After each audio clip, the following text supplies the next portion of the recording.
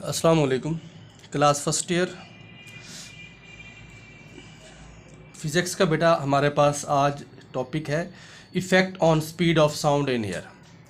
कि speed of sound of air जो है उस पर कौन कौन से जो है असरात होते हैं, इफ़ेक्ट्स कौन कौन से हैं। तो स्पीड ऑफ साउंड पर तीन तरह के इफ़ेक्ट असरअंदाज होते हैं।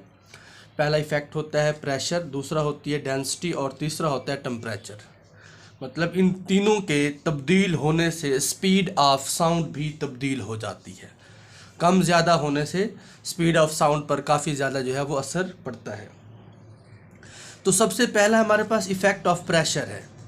देखिए, हम स्पीड ऑफ साउंड के मुताबिक जो इक्वेशन है वो कर चुके हैं। V is equal to gamma P over density.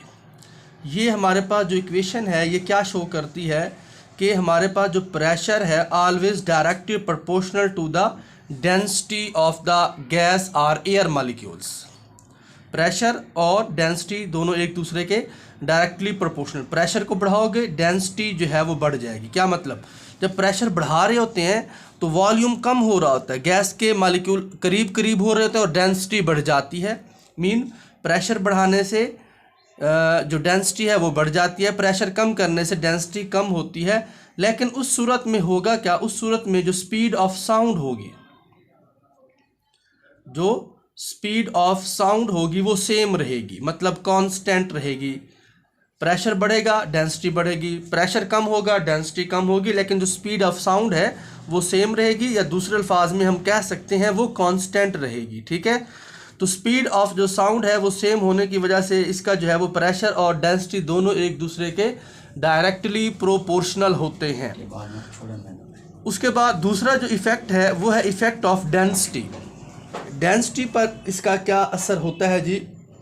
देखिए, अगर हम according to Boyle law temperature को कांस्टेंट रखें, अगर हमारे पास जो टेम्परेचर है उसको कांस्टेंट रखा जाए तो फिर हम जो है वो कह सकते हैं कि हमारे पास जो स्पीड ऑफ साउंड है वो वही इक्वेशन दोबारा मैं लिख रहा हूँ, गैमा प्रेशर ओवर डेंसिटी। इसे बेटा R और P इसको हम अगर अलग करना चाहें, अलग मतलब गैमा और प्रेशर को अलग अंडर रूट में लिखना चाहें और 1 ओवर डेंसिटी को अलग अंडर रूट में लिखना चाहें तो इस तरह। और याद रखिए सारी चीज़ कांस्टेंट होती है, तो फिर क्या बन जाएगा, फिर हमारे पास ये बन जाएगा जो गैमा और प्रेशर है वो कांस्टेंट है, बाकी रह जाएगा 1 ओवर रो अंडर रूट, रो मीन डेंसिटी। अब देखिए ये जो हमारे पास इक्वेशन है ये क्या शो कर रही है बेटा, ये शो कर रही है हमारे पास के जो मतलब वेलोसिटी है, यहाँ पर जो v है वेलोसिटी है वो इन्वर्सली प्रोपोर्शनल है। वो इन्वर्सली प्रोपोर्शनल है तो square of the density, v is the inversely proportional to the square of the density. अब इसका क्या मतलब है, ये असल में शो कर रही है कि अगर हमारे पास जो वेलोसिटी है वो कम होगी या सिमिलर स्मॉलर होगी तो डेंसिटी हमारे पास जो है वो ग्रेटर हो जाएगी। तो दोनों इन्वर्सली हैं। क्या है कि डेंसिटी अगर ज़्यादा होगी तो स्पीड कम होगी, डेंसिटी कम होगी स्पीड ज़्यादा होगी। और लास्ट में हमारे पास यहाँ पर अब इसको हम मज़ीद भी लिख सकते हैं। क्या बनेगी ये इक्वेशन, ये बनेगी v बराबर और कांस्टेंट होता है प्रोपोर्शनल और ये आ जाएगा 1 ओवर रो अंडर रूट। और अब हम लास्ट बात करते हैं, ये बहुत अहम टॉपिक है, इसको अच्छे तरीके से आप लोगों ने घर में बैठकर जो है वो करना भी है। और एक चीज़ बहुत अहम है वो आप ज़रा नोट कर लेंगे, और वो क्या है, according to short question, according to MCQs, the speed of sound in hydrogen is 4 time to speed of oxygen. Hydrogen की स्पीड ऑक्सीजन से 4 गुना ज़्यादा होती है, क्योंकि हाइड्रोजन का एटॉमिक नंबर भी कम है, वो हल्की होती है। ऑक्सीजन का एटॉमिक नंबर ज़्यादा होता है, वो भारी होती है। ठीक है जी, असल वजह यही है। तो हम कह सकते हैं because density of oxygen is 16 time as that of oxygen. बहरहाल नेक्स्ट हम बात करते हैं, नेक्स्ट हमारे पास है इफेक्ट ऑफ टेम्परेचर। देखिए जी, इफेक्ट ऑफ टेम्परेचर क्या है, वही हम दोबारा इक्वेशन को रीराइट करेंगे। v is equal to gamma P over density whole का हमारे पास जो है वो अंडर रूट है। असल में हम कह सकते हैं व्हेन गैस इज़ हीटेड, मतलब जब गैस को हम गर्म करते हैं उसको हीटअप करते हैं एट कांस्टेंट प्रेशर पर। लेकिन यहाँ पर शर्त वही आ गई, अब प्रेशर जो है वो हमारे पास क्या होगा, अगर प्रेशर को कांस्टेंट रखें तो फिर हमारे पास क्या होगा कि जो हमारे पास वॉल्यूम है किस चीज़ का, गैस का, एयर मॉलिक्यूल्स का जो वॉल्यूम होगा वो इन्वर्सली प्रोपोर्शनल होगा हमारे पास डेंसिटी के। ये वी वॉल्यूम है, ठीक है। अगर प्रेशर को constant according to Boyle law P V is equal to constant होता था। बहरहाल वॉल्यूम बढ़ाओगे तो डेंसिटी कम हो जाएगी, अगर वॉल्यूम कम करोगे डेंसिटी ज़्यादा हो जाएगी। इसका मतलब यही है हमारे पास कोई, तो इसके हवाले से हम कर सकते हैं।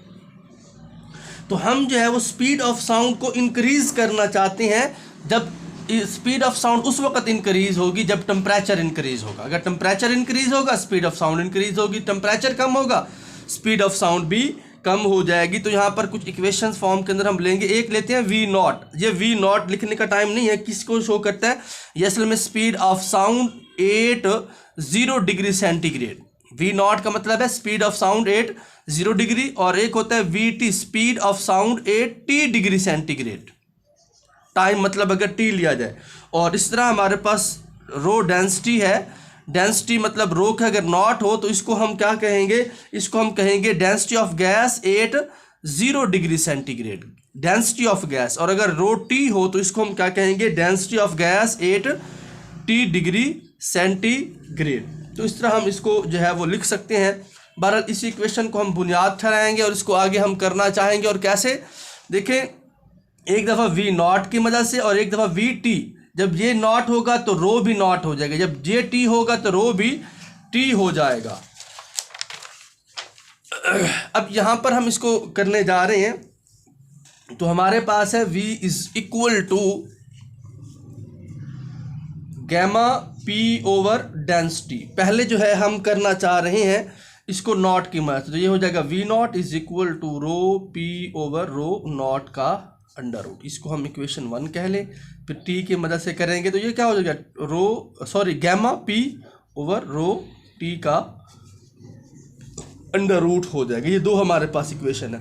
हम जो है इक्वेशन को डिवाइड कर दें, डिवाइडिंग इक्वेशन 2 on 1। दूसरी इक्वेशन जो है उसको हम डिवाइड करने जा रहे हैं इक्वेशन 1 पर, तो हमारे पास कुछ इस तरीके से हो जाएगा V T over V naught. V T क्या है, वह है gamma P over rho T का अंडर रूट ओवर हमारे पास है जी gamma P over rho naught का अंडर रूट। तो इस तरह हमारे पास ये दोनों आ जाएंगे इक्वेशन। देखो इस गैमा पी और गैमा पी से कैंसल आउट हो जाएगा, बाकी रह जाएगा वी टी ओवर हमारे पास रह जाएगा वी नॉट। ये बटेगा बटा ऊपर, ये नीचे और ये ऊपर, ये यूँ चला जाएगा और ये नीचे आ जाएगा। क्या हो जाएगा, rho naught over rho T whole का हम लिख देते हैं यहाँ पर अंडर रूट। असल में बेटा यहाँ पर हम जो है वो बयान करने जा रहे हैं एक चीज़ को जिसको हम कहते हैं वी नॉट। इस वी नॉट को क्या कहते हैं, असल में ये जो वी नॉट है, V naught is the volume. जो वी नॉट है वो हमारे पास वॉल्यूम है ऑफ किसका, एयर का या गैस का, कहाँ पर, 80 डिग्री सेंटीग्रेड पर। तो याद रखें तब हमारे पास जो इक्वेशन बनती है वो बनती है V T is equal to V naught into 1 plus beta T. असल में ये बीटा क्या होता है, ये आप लोगों ने नाइन्थ क्या चैप्टर नंबर 8 लास्ट में क्या, B is the coefficient of the volume. ठीक है जी, बीटा क्या होता है, beta is the coefficient of the volume है। मतलब जब वॉल्यूम टेम्परेचर बढ़ाओगे वॉल्यूम बढ़ेगा, जब टेम्परेचर कम करोगे वॉल्यूम कम होगा। इसलिए जो हमारे पास बीटा कोफिशिएंट है ये इक्वल टू होता है 1 ओवर हमारे पास 273 डिग्री के। ठीक है जी, ये इसके इक्वल होता है। फिर हम अगर इसको यहाँ पर पुट करना चाहें तो यहाँ पर भी हम इसको जो है दोबारा रीराइट कर सकते हैं। मतलब लिख सकते हैं क्या हो जाएगा, V T is equal to V naught into 1 plus beta की जगह क्या आ जाएगा, 1/273 और साथ टी खड़ा, टी को मैं ज़रा एक साइड पर लिख लेता हूँ। तो इस तरह से ये हमारे पास जो है वो इक्वेशन बन जाएगी। अब जो v है इस v नॉट को हम वॉल्यूम कहते हैं। अब volume according to rho density we know that rho is equal to m over v होती है। अगर हम ये यहाँ से जो है ना वो बयान करना चाहें v नॉट को, तो क्रॉस मल्ट इसको भी नॉट कह दोगे, इसको भी नॉट कह दोगे, एक दफ़ा t की मदद से और एक दफ़ा हम करेंगे नॉट की मदद से। तो अब इसको क्रॉस मल्टीप्लाई करते हैं और इसको मैं डायरेक्ट ज़रा करने जा रहा हूँ, तो वो हो जाएगा m ओवर रो नॉट, और इसको क्या करेंगे V T is equal to m over rho T. तो जहाँ पर t है वहाँ पर ये पुट कर देंगे और जहाँ पर नॉट है वहाँ पर ये हम जो है वो पुट कर देंगे। तो इस तरह फिर हमारे पास जो है नेक्स्ट इक्वेशन बन जाएगी। तो क्या बन जाएगा, ये हमारे पास m over rho T is equal to m over rho naught into 1 plus beta किसके इक्वल था 1/273 और साथ था हमारे पास कुछ इस तरह t के। तो अब हम क्या करने जा रहे हैं, जिस तरह आपको पता है कि यहाँ m से m क्या हो जाएगा कैंसल आउट, इस रो को मल्टीप्लाई कर देंगे ऊपर, तो ये हो जाएगा रो नॉट ओवर हमारे पास जो है वो हो जाएगा rho t is equal to 1 plus T को 1 से मल्टीप्लाई t/273। तो इस तरह से ये हमारे पास कुछ इक्वेशन जो है वो बन जाएगी। अब जो है वो हम क्या करते हैं, हमारे पास एक पहले इक्वेशन जो है वो बन चुकी है, इसको हम इक्वेशन नंबर 3 कहेंगे, और इसी तरह जो अभी हमने बनाई है इसको इक्वेशन नंबर हम जो है वो 4 कहते हैं। अब इक्वेशन 4 और 3 को हम जो है वो यूज़ करेंगे, तो हमारे पास क्या होगा V T over V naught is equal to, हम जो है अंडर रूट ले रहे हैं 1 प्लस t/273 का हम ले लेते हैं अंडर रूट को, इक्वेशन नंबर 4 को पुट कर रहे हैं इक्वेशन नंबर 3 के में। तो फिर हमारे पास ये बनेगी, और इसको हम मज़ीद भी लिख सकते हैं क्या कि v जो t ओवर v नॉट है वो हमारे पास तकरीबन इक्वल टू होता है t डिग्री सेंटीग्रेड प्लस 273 के ओवर t टाइम के हवाले से अगर हम टाइम लेते हैं 0 डिग्री सेंटीग्रेड जो प्लस 273 अंडर रूट के इक्वल भी हमारे पास जो है वो हो सकता है। तो फिर हम इसको सिंपल क्या लिखना चाह सकते हैं, वो लिख सकते हैं V T over V naught, क्योंकि ये हमारे पास सिंपल ये भी टेम्परेचर है ये भी टेम्परेचर है, ये टी टेम्परेचर है और ये 0 डिग्री टेम्परेचर। तो हम इसको फिर लिख सकते हैं हमारे पास T over T naught, time के हवाले से जो टेम्परेचर आता है वो हम यहाँ पर शो कर देंगे, एब्सोल्यूट टेम्परेचर जिसको आप कह सकते हैं। बहरहाल दोबारा हम उसी इक्वेशन को इस्तेमाल करना चाहेंगे, आगे हम इसको मज़ीद डिस्कस करते हैं। हमारे पास क्या होता है जी, ये होता है V T over V naught is equal to 1 plus T over 273 का अंडर रूट ख़त्म करते हैं 1 plus T over 273, under root की जगह आ जाएगा 1/2। अब यहाँ पर दोबारा हम यूज़ करेंगे बाइनोमियल थ्योरम, या ऑलरेडी मैं बता चुका हूँ बाइनोमियल थ्योरम क्या होता है, कि उसके अंदर हम जो है वो 1 प्लस एक्स के हवाले से कोई पावर ले लेते हैं n, तो उसमें हमारे पास जो इक्वेशन बनती है मैं इसको ज़रा डायरेक्ट लिखने जा रहा हूँ, वी टी ओवर हमारे पास आ जाएगा वी नॉट, फिर आ जाएगा 1, पावर पहले लिख देंगे तो ये जगह 1/2, फिर यही वैल्यू दोबारा लिखें t/273 प्लस आगे हायर पावर आएंगे, और हायर पावर मज़ीद कम होती हैं जिसकी वजह से हम उनको जो है वो निगलेक्ट कर देते हैं। तो डायरेक्ट लिखना चाहेंगे तो हमारे पास जब डायरेक्ट इसको हम लिखेंगे तो हमारे पास उसी इक्वेशन के मुताबिक हम लिखते हैं V T over V naught 1 plus T बटा, इनको आपस में ज़रब कर देंगे 2 को 273 के साथ, तो ये आ जाएगा 546। चलिए भाई ज़रा इसको इधर मल्टीप्लाई कर दें, इसको अपनी जगह पर रहने देंगे हम, ठीक है। तो क्या हो जाएगा V T is equal to V naught plus इस वी नॉट को टी से भी ज़रब करें तो क्या आ जाएगा वी नॉट 546, और ये जो टी है ये साथ लिख देता हूँ मैं यहाँ पर। अच्छा जी, और उसके बाद फिर हम क्या करते हैं जी, जिस तरह हमारे पास ये चीज़ मौजूद है V naught plus V naught बटा 546 और टी ये साथ के साथ हमने जो है वो यहाँ पर लिख भी दिया है। और आपको पता है वी नॉट जो है वो हमारे पास होता है 332 मीटर फी सेकंड, जो एक्सपेरिमेंटल वैल्यू निकाली थी हमने।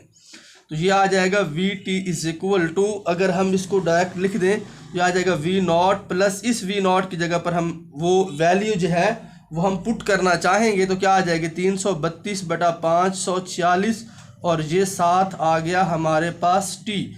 तो वी टी जो हमारे पास आएगा इसको हम 332 को डिवाइड कर देंगे 546 पर, तो ये आ जाएगा वी नॉट प्लस 0.61 भी आ सकता है, 60 भी आ सकता है, और बाकी क्या रह जाएगा यहाँ पर हमारे पास ये टाइम।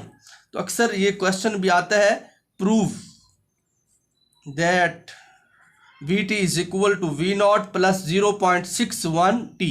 तो असल में ये जो हमने निकाला है, ये हमने इफेक्ट ऑफ टेम्परेचर निकाला है। इफेक्ट ऑफ टेम्परेचर कितना आता है हमारे पास, वो आता है V T is equal to V naught plus 0.61।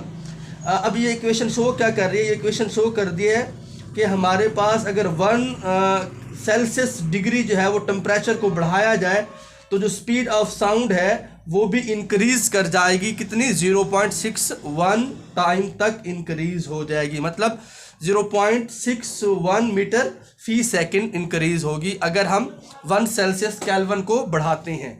तो मतलब इफेक्ट ऑफ साउंड अगर आ जाए तो तीनों इफेक्ट लिखने होंगे। अगर ये आ जाए prove that V naught plus 0.61 T, इसका मतलब है फिर हमने इफेक्ट ऑफ टेम्परेचर सिर्फ जो है ना वो एक्सप्लेन करना है, इफेक्ट ऑफ टेम्परेचर।